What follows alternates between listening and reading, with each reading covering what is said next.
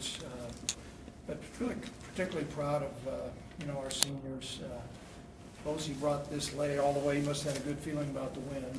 But we're excited. I know, okay, what kind of message does this send for next year and all the other different items that come up. But I can tell you this, we're going to enjoy this win right now.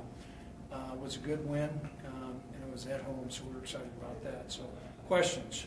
What did it say, too? You had the drive right near halftime. Mm-hmm. That was big, and then obviously the game winner at the end when in a tight game with, the way this season's gone, to see your guys kind of rise up and make plays to make those happen. How big was that to see? Well, it was huge because we've shot ourselves in the foot many times during the course of the year, and they're going to have that with a young football team, but they're starting to mature. Cam did a nice job operating those drives. Obviously, Brian and the offensive line did a super job, and we had some great plays with Hollister, but I think it shows resolve. Also, UNLV coming into the game had a pretty prolific offense. I thought, the quarterback got nicked up a little bit, but I thought our defense did a good job getting off the field, more so than they have been. What about the resiliency to bounce back? You're down 7-0, and it seemed like, right. It could be one of those, here we go again type of situation. Well, there certainly was feelings like that. You say deja vu, different terms like that, but didn't turn out that way. And I think the guys just had an attitude that they were not going to be denied. You can't undersell the fact on how much these seniors mean to our players. They've been great role models and great leaders. And I know that there's not a man in that locker room who wanted to make sure they want to send those seniors out on a winning note. It's almost every week we talk about Brian and, mm-hmm. breaks the rushing record, 200 yards again. And, down there late, it's fourth and didn't want to take the chance of a field goal being blocked, and you gave it to him, and he got the first down. But just another big game for him. It was a huge game for him, and their offensive line did a nice job of many of those yards. He broke 3 or 4 tackles, and he's an excellent running back. The thoughts on the decision to go for it on fourth down, there's many reasons why we did that. You got to look at the field position.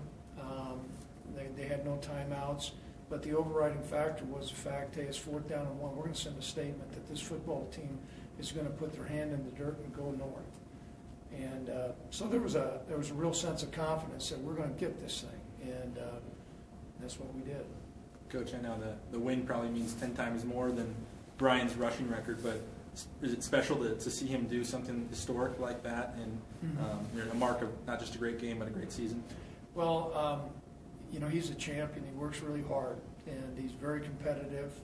Everything that he does, all through the feedback we got, that how he was this summer, how he's been all season. He's been a team player, and I think today was just another example of his ability. Certainly for him to get the rushing record on our final game is special. But if you ask Brian, he's more interested in team wins and individual records. And that's how our team is, but it's great to see him get that done. Speaking of which, his touchdown run, broke 3 tackles, kind of came at you a little bit on the sideline. What did you see on his big 72-yarder where he set the record? Well, a combination of a lot of things. First of all, power, vision, explosiveness, and speed.